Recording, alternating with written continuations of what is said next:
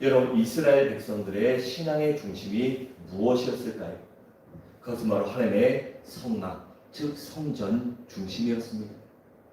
그 중에서 특히 하나님의 궤가 있는 궤가 신앙의 중심이었어요. 왜냐하면 하나님의 궤는 언제나 하나님의 임재를 나타냈기 때문입니다. 그렇다면 하나님의 궤는 무엇이죠? 하나님의 궤란 언약궤 또는 법궤라고 하는데 그 안에 무엇이 있죠? 십계명이 있었고 아론의 쌍난 지팡이와 만나가 들어있었습니다. 그래서 하나님의 궤는 언제나 하나님의 말씀을 나타내는 것이에요. 모세가 시내산 정상에 올라갔을 때 하나님께서 그리고 그에게 두 가지를 주셨는데 무엇을 주셨죠? 하나는 십계명 그리고 다른 하나는 성막의 설교도였습니다. 그런데 그 성막의 설교도 중에 성막 중에 가장 중요한 것이 그 가장 가운데 있는 안에 있는 지성소인데 지성소 안에는 하나님의 궤가 있었어요. 그 하나님의 궤 위에 언제나 하나님의 구름기둥과 불기둥이 임재해 있었습니다. 그래서 이스라엘 백성들은 이 광야 40년 동안 성막 중심으로 살았습니다. 그래서 성막이 움직이면 같이 움직이고 성막이 멈추면 성막을 중심으로 동서남북 사방에 12지파니까 이 세 지파씩 동서남북 세 곳에 진을 치고 그렇게 성막을 에워싸고 그들이 머물렀습니다. 그리고 여호수아가 가나안 땅을 정복한 후에는 하나님의 성막과 법궤를 실로로 옮겨옵니다. 사무엘서에 보면 이 법궤와 관련해서 세 가지 큰 사건이 나오는데 첫째가 아벡 전투, 그 다음이 베세메스 사건, 오늘 나오는 거죠.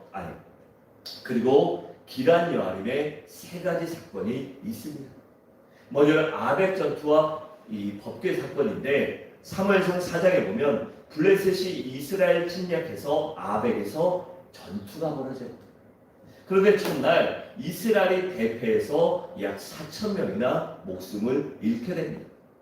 그런데 이스라엘 지도자들이 어떻게 하면 우리가 이길까 생각하다가 법궤가 문득 떠오릅니다. 그 법궤에 대한 그들이 알고 있는 것이 무엇이었죠? 옛날 요단강을 건널 때 법궤를 앞세웠더니 요단강이 갈라졌다. 그리고 또한 여리고성을 돌 때 법궤를 앞세워서 7일 동안 돌았더니 그 단단한 여리고성이 그 철옹성 같은 여리고성이 7일 만에 한순간에 무너져 내렸다. 그냥 우리가 이 땅을 정복할 수 있었다라는 그러한 기적이 문득 떠오릅니다. 그래서 그들은 실로에 있는 법궤를 가져오려고 합니다. 당시에는 누가 제사장이었죠? 엘리가 제사장이었습니다. 그리고 그의 아들 홈리아 비느하스도 제사장이었어요. 그래서 홈리아 비느하스가 연로하신 아버지를 대신해서 이 법궤를 가지고 아벡에 전투하는 전장에 옵니다. 그러나 이스라엘 백성들은 마치 자신들이 이긴 것처럼 환호해요. 그리고 자신감을 가지고 다음날 블레셋과 전쟁을 다시 시작하는데 그 다음날 어떻게 됐죠? 첫날에 4,000명이 죽었는데 법궤를 앞세운 그 두 번째 날에는 무려 3만 명이나 죽는 처참한 패배를 경험하게 됩니다. 그리고 그렇게 많은 3만의 목숨을 잃고 법궤도 빼앗기고 제사장인 홈리아 비느하스까지 죽임을 당하고 갑니다. 그렇다면 그들에게 왜 이런 일이 일어났을까요? 먼저는 그들이 하나님께 묻지 않았기 때문입니다. 여러분, 요단강을 건널 때나 여리고성의 기적은 이스라엘 백성들이 원하고 세운 것이 아니라 하나님이 명령하셨습니다. 이렇게 해라라고 하나님이 모든 방법을 알려주시고 거기에 이스라엘 백성들은 단지 순종을 했습니다. 자신들의 의지나 생각이 아니라 하나님의 뜻대로, 하나님의 의지대로, 하나님의 계획대로 모든 것을 했기에 승리한 것입니다. 그런데 지금은 하나님의 말씀도 없었습니다. 이 늙고 연로한 엘리 제사장, 이 백성들을 보고 하나님과의 관계는 뒤로한 채 이 자식들, 낭만이 같은 자식들 뒷감당하는 알고 온 여력을 쏟고 있던 그 엘리 제사장이 있었고, 이 제사드리러 온 여인을 건드릴 정도로 아주 이 파랗고 같은 두 아들 제사장들은 정말 하나님과 하나님과 가까이 할 수가 없었죠. 그렇게 그들에게는 하나님의 말씀이 없었어요. 그리고 또한 어느 누구 하나 하나님께 물은 기록이 없습니다. 왕도 묻지 않고 배신들도 묻지 않고 이스라엘의 모든 부족장들도 하나님 앞에 기도하지 않고 제멋대로 단지 이기기 위하여 하나님의 법궤를 전쟁터로 끌고 나옵니다. 그렇기 때문에 하나님이 역사하지 않은 것입니다. 여러분, 하나님은 우리의 주인인지 나의 주인인지 나의 종이나 신하가 아닙니다. 내가 하나님을 나의 주인으로 섬긴다면 무엇인지 하나님한테 먼저 묻고 하나님의 뜻을 구한 다음에 행해야 돼요. 내가 내 생각대로 다 계획하고 내가 다문한 사람이 도와주십시오라는 것은 그건 하나님 앞에 어불성설이기 때문입니다. 그래서 하나님의 기적이 그때 이 아벡에서는 일어나지 않은 것입니다. 다음으로는 그들이 하나님의 말씀을 하나님을 부적 정도로 여겼기 때문입니다.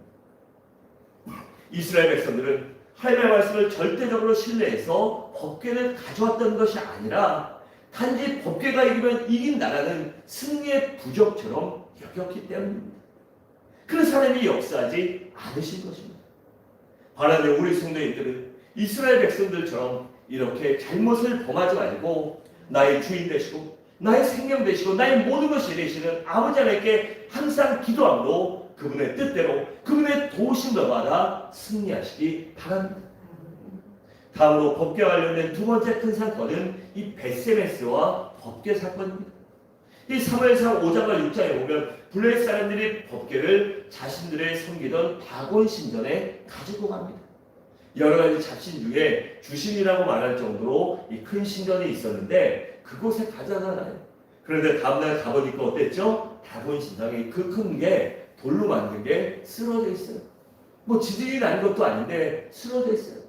그래서 다시 세워놓고 그리고 다 복구해놓고 갔더니 다음날 와봤더니 어떻게 됐죠? 다곤 신당의 목과 팔다리가 다 잘라져 있는 거예요.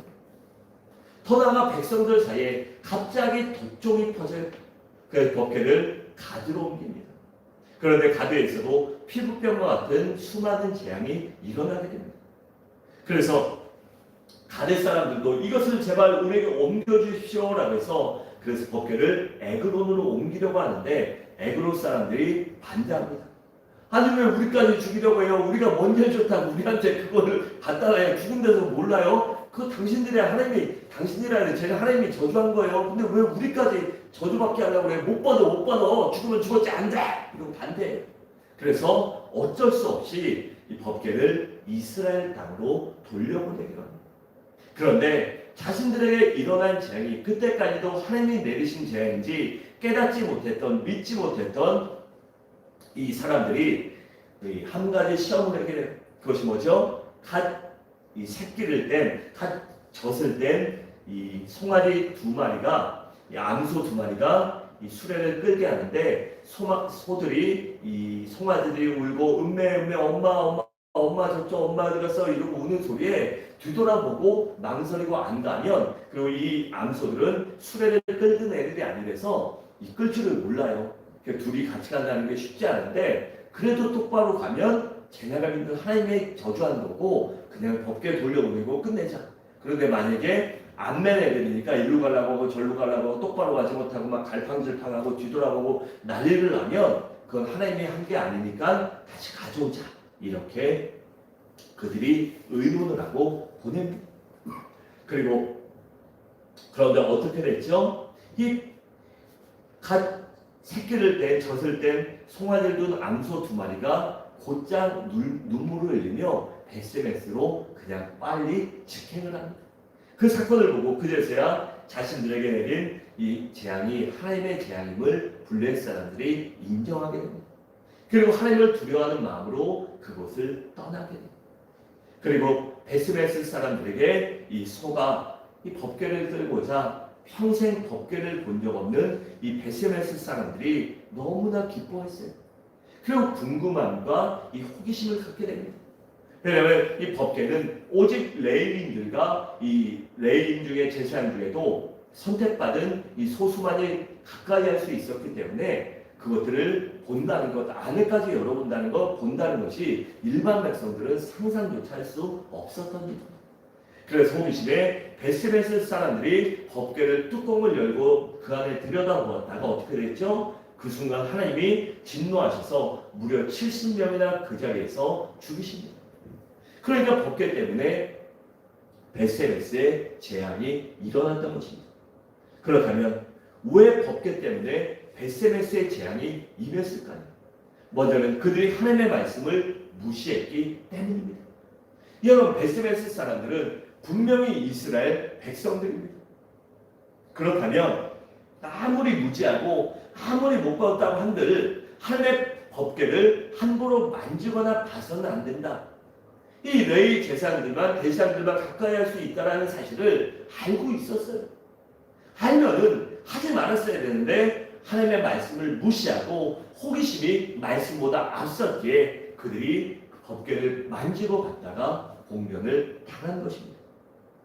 그리고 또한 그들의 호기심 때문에 어려움을 당한 것입니다. 여러분, 하나님의 말씀은 하나님의 말씀으로 보고 믿어야 합니다. 그 말씀에 호기심을 갖고 그 호기심으로 하나님을 대하면 안 됩니다. 여러분, 신앙이란 우리가 하나님의 뜻을 이루어 드리는 것이지 하나님이 우리의 뜻을 이루어 주신 것이 아니기 때문입니다.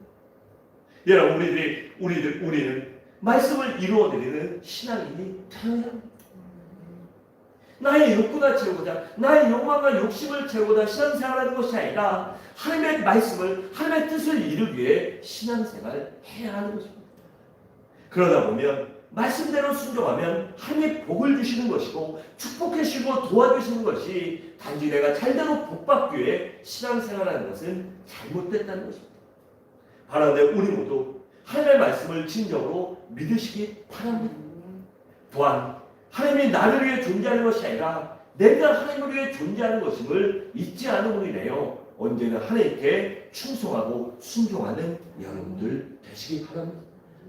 셋째로 법궤 관련된 이 큰 사건의 세 번째는 기란 여아림과 이 법궤 사건이에요. 여러분, 벳세메스 사람들이 법궤를 열었다가 70명이 죽자 황급하게 법궤를 벳세메스에서 기란 여아림에 있는 이 아비나답의 집으로 보냅니다. 사람들에게 인정받고 이 신실했고 성품도 좋았던 성실했던 그의 집으로 보냅니다. 그리고 아비나답의 아들이 엘리아살이고 그의 아들이 우사와 아요라고 하니까 이 우사와 아요는 아비나답의 손주들인 거예요. 그러니까 손주들이 장성해서 법궤를 옮길 정도니 이 아비나답은 하나님께 축복을 받게 된 것입니다.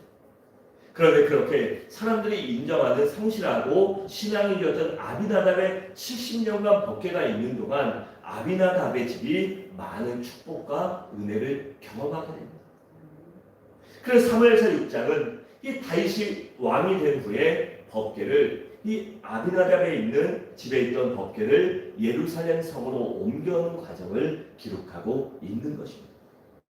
다시 이제 본문으로 넘어가 1절에 보면 다윗이 얼마나 하나님의 말씀을 사모했는지 법궤를 자신이 있는 다윗성, 즉 예루살렘으로 옮기기 위해 이 부대 몇 명을 동원했다고 했죠? 정예병 3만 명을 동원합니다. 여러분, 3만 명이라는 숫자가 적은 숫자가 아니에요. 그러면 행사에, 공식 행사에 3만 명이나 동원했다고 하는 건 자신이 할 수 있는 최선을 아니 할 수 없을 정도까지 다윗은 하나님 앞에 헌신했던 것입니다. 이처럼 다윗은 하나님의 말씀과 하나님을 사모했던 것입니다. 또 2절과 7절에 보면 다윗은 법궤를 어떻게 옮겨야 하는지를 알고 있었어요. 그것을 레위인이나 제사장들이 어깨에 메고 옮겨야 한다는 사실입니다. 민수기 4장 15절은 이렇게 말합니다. 행진할 때 아론과 그 아들들이 성소와 성소의 모든 기구 덮기를 피라거든, 즉 마치거든 고앗 자손이 와서 맬 것이니라 하고 있습니다. 또 여호수아 2장과 6장을 보면 제사장들이 법궤를 매라고 그렇게 말씀하셨습니다. 그런데 아비나답의 손자인 우사와 아요가 법궤를 자신들의 집에 온 것처럼 그 수레에 실는데 그래도 정성을 다하고 최선을 다한다고 새 수레를 만들어서 아름답게 좋게 만들어 그것을 다윗에게로 가져가기 위하여 싣고 나오는데 아요가 수레에 앞서가고 우사가 수레의 뒤를 따랐다고 합니다. 여러분, 그런데 여기서 중요한 것은 좀 전에 말씀드린 대로 다윗은 법궤를 수레에 실는 것이 아니라 제 사람들이 메어야 하는 것을 알고 있었습니다. 그것이 하나님의 뜻인지 분명 알았고 그것을 준비했어요. 그런데 그것을 알면서도 그동안 법궤를 잘 관리해준 우사와 아유가 고마워서 인정에 이끌려 그냥 허락했던 것입니다.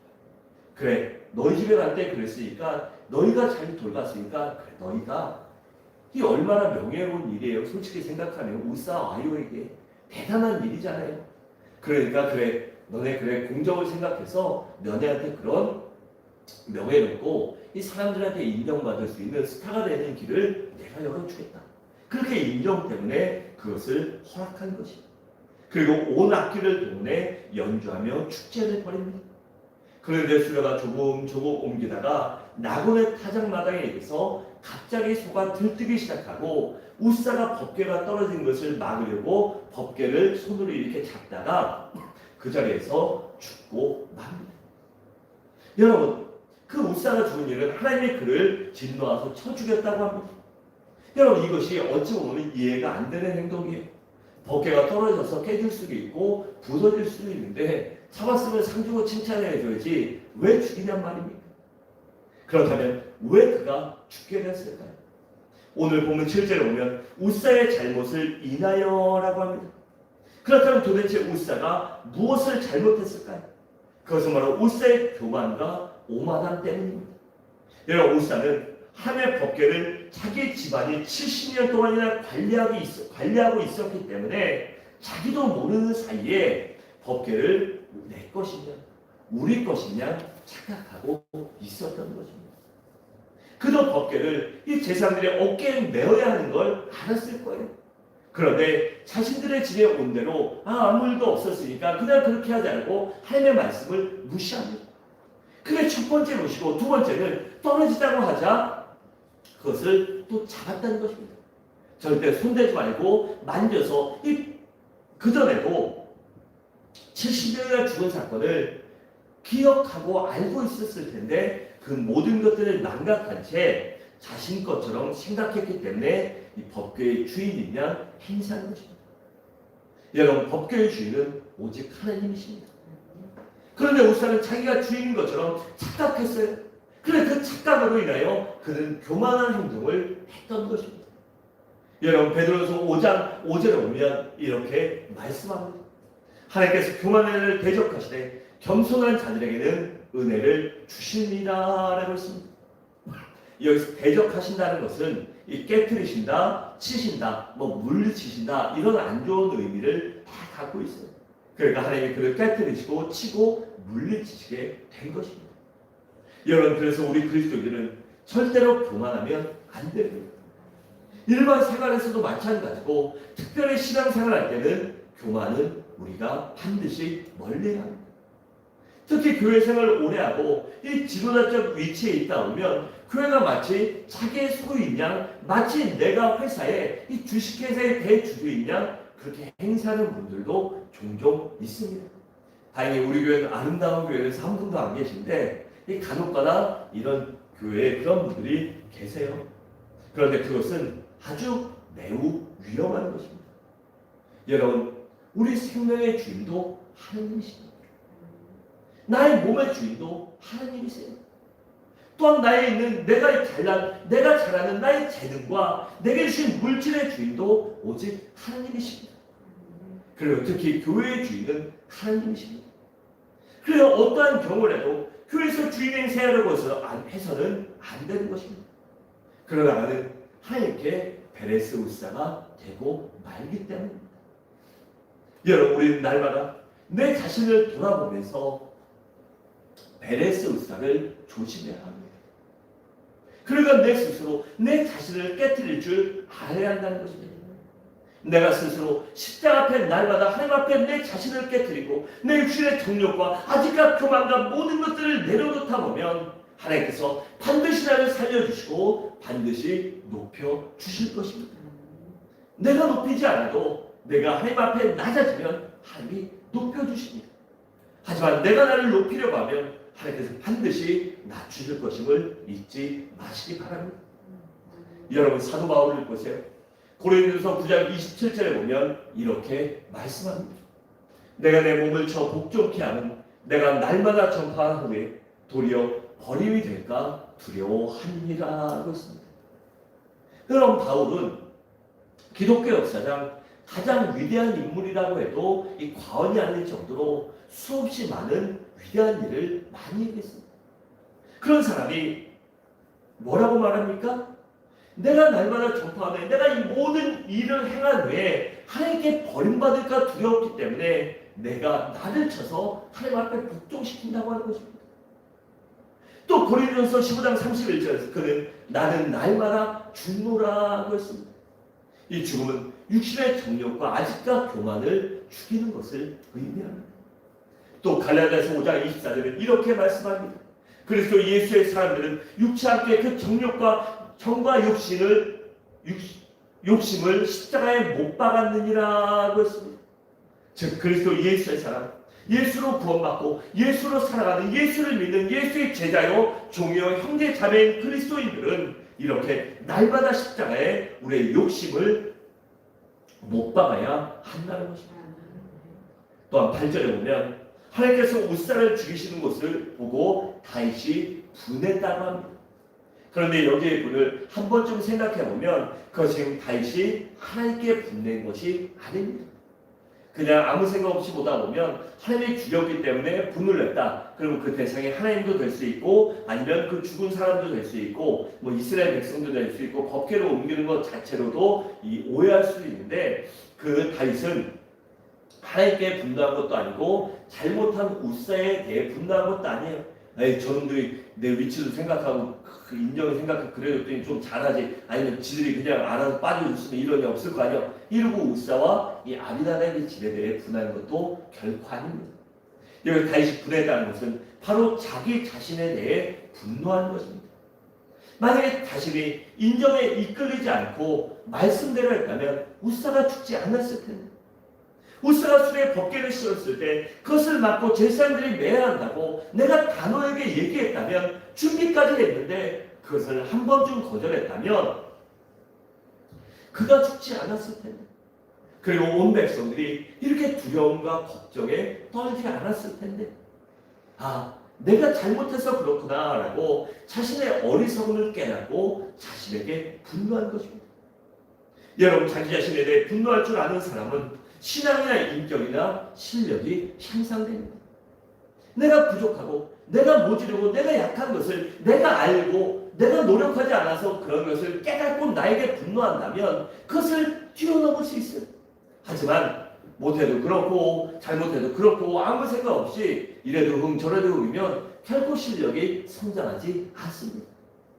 그래서 다윗의 이러한 분노는 아름다운 분노가 되는 것입니다. 여러분 살다가 우리의 믿음이 약하고 내가 하나님 앞에 범죄했다면 실수했다면 반드시 자신에 대해서 분노하시기 바랍니다. 그래 나의 약함과 나의 부족함을 하나님 앞에 고백하고 하나님 내가 이런 잘못을 저질렀습니다. 내가 믿음이 부족하고 신앙이 부족하고 실력이 부족해서 이랬사오니 주님 나의 약함을 강하게 해주시고 나의 부족함을 채워주시고 내가 지금보다 뛰어난 믿음의 사람이 될 수 있게 나를 채워주고 사용해달라고 기도할 줄 알아야 하는 것입니다. 또한 그러고 그것을 뛰어넘기 열심히 노력하다 보면 반드시 승리하게 될 것입니다. 또한 9절과 10절에 보면 다윗은 법궤를 옮기는 것을 멈추고 가드 사람 오벳에돔의 집에 맡겨놓았다고 그렇게 합니다. 여러분 말씀을 마치도록 하겠습니다. 이 다음 얘기는 다음 주에 이 법궤에 대한 6장의 23절까지는 다음 주에 나누겠는데 이 오늘 본문의 핵심을 나누겠습니다. 여러분 우리 모두 말씀을 부적처럼 여기지 말고 말씀을 온전히 믿고 순종하는 여러분들 되시기 바랍니다. 또한 말씀을 호기심의 대상이나 나의 욕구를 채우는 도구로 이용하지 말고 말씀을 이루어 드리는 삶을 살아가시기 바랍니다. 그리고 또한 인정에 이끌려 말씀을 무시하거나 말씀 앞에 교만하여 하나님 앞에 주인 행세하지 말고 말씀대로 순종할 수 있기 바랍니다. 그리하여 우리 모두 나의 모든 것의 주인은 오직 주님뿐입니다. 오직 하나님만이 나의 주인이고 오직 예수님만의 주인이며 주님만이 나의 모든 생사복을 주관하시는 분임을 믿고 그분만을 의지하고 그분 앞에 항상 겸손하게 자복하며 엎드려 구하는 여러분들 되시길 바랍니다. 그래, 그런 믿음의 삶을 살아가므로 하나님께서 도와주시고 하나님께서 함께 하시고 하나님의 우리의 부족한 부분을 채워서 온전하게 만들어주시는 은혜를 경험하는 우리 서부중앙의 모든 성도님들 되시기를 주님의 이름으로 간절히 축원합니다.